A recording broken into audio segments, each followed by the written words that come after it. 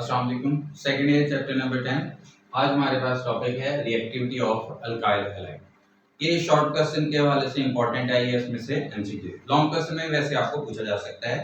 तो reactivity of alkyl halide में हमारे पास मेन दो फैक्टर्स हैं।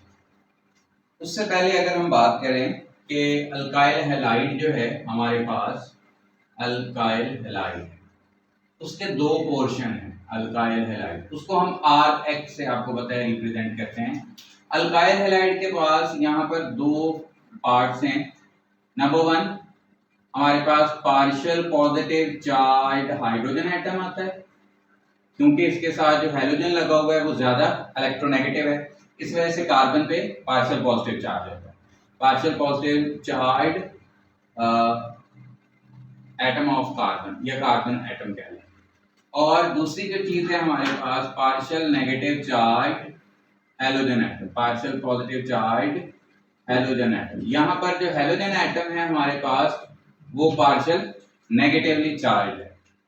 अब फैक्टर्स की बात करें तो हमारे पास मेन दो फैक्टर्स हैं।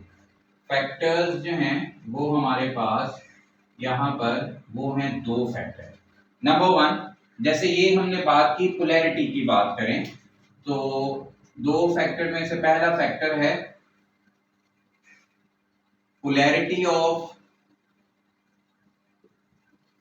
कार्बन हैलोजन बॉन्ड, और दूसरा जो फैक्टर है हमारे पास सेकंड जो है वो है bond energy of C X bond. मतलब जो कार्बन हैलोजन का बॉन्ड है ना, उसकी कितनी एनर्जी है वो हमारे पास सेकंड फैक्टर है। अच्छा, वैसे अगर रिएक्टिविटी की हम बात करें ना तो याद रखें स्टूडेंट्स, रिएक्टिविटी जो होती है हमारे पास वो डायरेक्टली प्रोपोर्शनल होती है बॉन्ड पोलैरिटी के। बॉन्ड जितना ज्यादा पोलर होगा ना, रिएक्टिविटी उतनी ज्यादा होगी। और इनवर्सली प्रोपोर्शनल होती है बॉन्ड एनर्जी के। मतलब बॉन्ड एनर्जी जितनी ज्यादा होगी ना, उतना बॉन्ड ब्रेक करना मुश्किल होगा और रिएक्टिविटी उतनी कम होगी। तो दो फैक्टर बॉन्ड पोलैरिटी और बॉन्ड एनर्जी जो है वो उनका क्या रिलेशन है रिएक्टिविटी के साथ। बॉन्ड पोलैरिटी डायरेक्टली है और बॉन्ड एनर्जी इनवर्सली है। इसमें से पहला फैक्टर हम पहले डिस्कस करते हैं, polarity of C X bond. पहला जो हमारे पास फैक्टर है वो क्या है हमारे पास, polarity of carbon versus halogen bond. अच्छा, अब बॉन्ड पोलैरिटी जितना पार्शियल पॉजिटिव और पार्शियल नेगेटिव चार्ज वाजे होगा, ज्यादा होगा, उतना जो है वो बॉन्ड ज्यादा पोलर होगा। मसलन हमारे पास है, सपोज मैं कहता हूं ये जैसे मेरे पास कार्बन और फ्लोरीन है, फिर क्लोरीन है, फिर ब्रोमीन है और फिर आयोडीन है। अब आपको पता है कार्बन की इलेक्ट्रोनेगेटिविटी, क्योंकि कार्बन sp3 हाइब्रिडाइज्ड है यहाँ पर, और ये इसकी इलेक्ट्रोनेगेटिविटी 2.5 है। थ्रू आउट इसकी 2.5 और 2.5।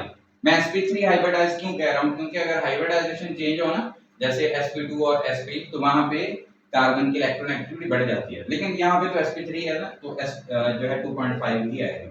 अब फ्लोरीन की अगर हम बात करें, आपको पता है फ्लोरीन की इलेक्ट्रोनेगेटिविटी कितनी है, 4। जैसे ये मैंने टेबल भी लिखा हुआ है, फ्लोरीन की 4 है और क्लोरीन की 3 है और ब्रोमीन की जो है वो 2.8 है और आयोडीन जो है वो 2.5 है। अब यहाँ पर इलेक्ट्रोनेगेटिविटी अगर डिफरेंस देखें, delta E N, delta mean electronegative, E N mean electronegativity, delta mean difference, फर्क क्या है। अच्छा, यहाँ पे देखें कितने का फर्क आ रहा है, ये 2.5 और 4, ये तकरीबन आपके पास आ जाता है जी 1.5 का, और यहाँ पे आपके पास 0.5 का डिफरेंस आ जाता है, और यहाँ पर आपके पास 0.3 का डिफरेंस ऑलमोस्ट आ रहा है, और यहाँ पर आपके पास 0.00 का डिफरेंस आ रहा है। अब अगर बॉन्ड पोलैरिटी की जैसे मैंने बात की, तो बॉन्ड पोलैरिटी के लिहाज से अगर हम देखें तो कार्बन फ्लोरीन वाला बॉन्ड सबसे ज्यादा पोलर है और कार्बन आयोडीन वाला बॉन्ड जो है वो बिल्कुल ही जो है वो नॉन पोलर है, उसमें पोलैरिटी है ही नहीं।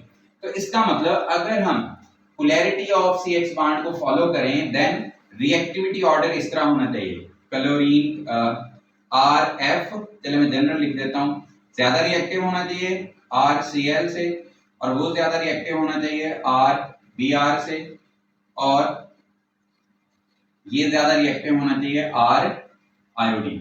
मतलब अल्काइल फ्लोराइड सबसे ज्यादा रिएक्टिव होना चाहिए, उसके बाद क्लोराइड सेकंड नंबर पे आने चाहिए, अल्काइल ब्रोमाइड थर्ड पे, और अल्काइल आयोडाइड जो है वो लास्ट पे आना चाहिए for given alkyl iodide. For example R की वैल्यू सेम ही है, सपोज यहाँ पे मिथाइल है तो ये सारे मिथाइल होने चाहिए, और अगर ये इथाइल है R तो सारे ही इथाइल होने चाहिए।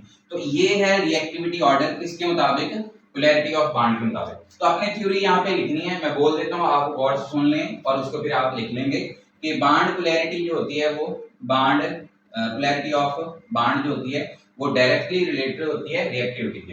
Higher the electronegativity difference greater will be the polarity of the bond, higher will be the reactivity. So according to this chlorine carbon fluorine bond should be, जो है वो क्या होना चाहिए, हाईएस्ट क्या कहते हैं उसको, रिएक्टिव होना चाहिए due to greater electronegativity difference, जो कितना है 1.5, और carbon iodine should be the least reactive because electronegativity difference क्या है, बहुत कम है, मतलब जीरो है। ठीक है, तो ये बॉन्ड जो है रिएक्टिविटी ऑर्डर बनना चाहिए according to polarity of bond के लिहाज से। सेकंड फैक्टर जो है हमारे पास वो है, सेकंड फैक्टर है हमारे पास CX bond, bond energy of CX bond. Bond energy इसकी किस लिहाज से है वो देखें कि रिएक्टिविटी किस लिहाज से होनी चाहिए। तो याद रखें, स्ट्रॉन्गर द बॉन्ड, मतलब ज्यादा एनर्जी अगर उसको चाहिए तोड़ने के लिए, stronger the bond lower the reactivity, and vice versa. अगर बॉन्ड की स्ट्रेंथ ज्यादा है, stronger the bond lower the reactivity and vice versa. ठीक है, बॉन्ड की स्ट्रेंथ का मतलब उसकी एनर्जी ज्यादा है, बॉन्ड की स्ट्रेंथ का मतलब क्या है, उसकी एनर्जी ज्यादा। आप यूं भी कह सकते हैं ग्रेटर द बॉन्ड एनर्जी, जितनी बॉन्ड एनर्जी ज्यादा होगी, bond energy lower the reactivity, उसकी रिएक्टिविटी कम होगी, एंड वाइस वर्सा, और इसके ऑपोजिट भी। और वाइस वर्सा का मतलब अगर बॉन्ड एनर्जी कम है तो रिएक्टिविटी ज्यादा होगी, इसका मतलब ये।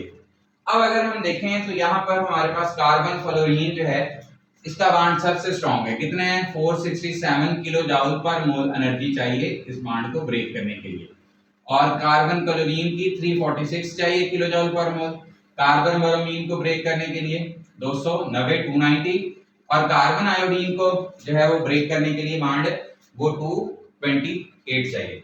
मतलब अगर हम बॉन्ड एनर्जी को देखें तो हमारे पास रिएक्टिविटी ऑर्डर कुछ यूं बनता है, आर से मुराद अल्काइल आयोडाइड, अल्काइल और आयोडीन ये सबसे ज्यादा रिएक्टिव होना चाहिए, इसके बाद जो है वो अल्काइल ब्रोमाइड होना चाहिए, और इसके बाद जो है वो हमारे पास अल्काइल क्लोराइड होना चाहिए, और सबसे जो कम रिएक्टिव होना चाहिए वो अल्काइल फ्लोराइड होना चाहिए। अब इसके मुताबिक अल्काइल फ्लोराइड को सबसे लीस्ट रिएक्टिव होना चाहिए बॉन्ड एनर्जी वाले फैक्टर के मुताबिक, और बॉन्ड पोलैरिटी वाले के मुताबिक कार्बन फ्लोरीन को जो अल्काइल फ्लोराइड वाला है पोलैरिटी के लिहाज से ये सबसे ज्यादा रिएक्टिव होना चाहिए। मतलब दोनों ही एक दूसरे के बिल्कुल ऑपोजिट चाह रहे हैं। बॉन्ड पोलैरिटी कहती है अल्काइल फ्लोराइड सबसे ज्यादा रिएक्टिव हो, बॉन्ड एनर्जी कहती है नहीं अल्काइल फ्लोराइड सबसे लीस्ट रिएक्टिव हो। बॉन्ड पोलैरिटी कहती है कि अल्काइल आयोडाइड सबसे लीस्ट रिएक्टिव हो, लेकिन बॉन्ड एनर्जी जो है वो कहते हैं कि नहीं बॉन्ड अल्काइल आयोडाइड सबसे ज्यादा रिएक्टिव हो। अब कौन सा फैक्टर जो है वो डोमिनेट करेगा? सिंपल तरीका ये है कि हम इसका एक्सपेरिमेंट कर लेते हैं। जब एक्सपेरिमेंट किया गया तो पता चला, कंक्लूजन ये निकला, एक्सपेरिमेंट से कंक्लूजन ये निकला कि जो मेन फैक्टर है जो इसकी रिएक्टिविटी को गवर्न करता है वो है बॉन्ड एनर्जी। बॉन्ड एनर्जी जो है वो डोमिनेटिंग फैक्टर है, bond energy is the governing factor for the reactivity of alkyl halide. Alkyl halide की जो रिएक्टिविटी का फैक्टर है मेन, वो इन दोनों में से फिर एक्सपेरिमेंट से पता चला कौन सा है, वो है इसकी बॉन्ड एनर्जी। कैसे पता चला? सिंपल है कि अल्काइल फ्लोराइड और अल्काइल आयोडाइड, मतलब मिथाइल फ्लोराइड और मिथाइल आयोडाइड लेके किसी रिएजेंट के साथ रिएक्शन करवा दें, जो जल्दी रिएक्शन का प्रोडक्ट बना देगा वो ज्यादा रिएक्टिव होगा। तो पता चला कि अल्काइल आयोडाइड जो है वो सबसे ज्यादा रिएक्टिव है एज कंपेयर टू किसके, अल्काइल फ्लोराइड। तो हमारे पास जो फैक्टर आया फिर असल में रिएक्टिविटी का मेन, वो ये वाला है कि जो रिएक्टिविटी है वो ये वाली है। इसको उठा के आप चाहें तो यहाँ पे नीचे लिख लेंगे, ये आपको एमसीक्यू में भी पूछा जा सकता है। अच्छा, अब आपने इस बात पे ना फोकस करना है, वो एमसीक्यू में पूछे तो कैसे पूछ सकता है कि वो कहे कि मेन फैक्टर कौन सा है वो बताओ, ठीक है, या वो कहे बॉन्ड पोलैरिटी वाला फैक्टर के मुताबिक रिएक्टिविटी ऑफ अल्काइल हैलाइड कैसे होनी चाहिए। तो जहन में रखना है आपने कि वो एमसीक्यूज में क्या पूछना चाह रहे हैं, पोलैरिटी वाले फैक्टर को डोमिनेट कर रहा है, या फिर वो बॉन्ड एनर्जी वाले को कर रहा है, या फिर वो खुद बता के जो है वो ऊपर लिखे कि कौन सा फैक्टर है जो इसको डोमिनेट करता है या इसकी रिएक्टिविटी को कंट्रोल करता है। तो फिर आपने यही वाला याद रखना है। ओके डियर स्टूडेंट्स, अल्लाह हाफिज।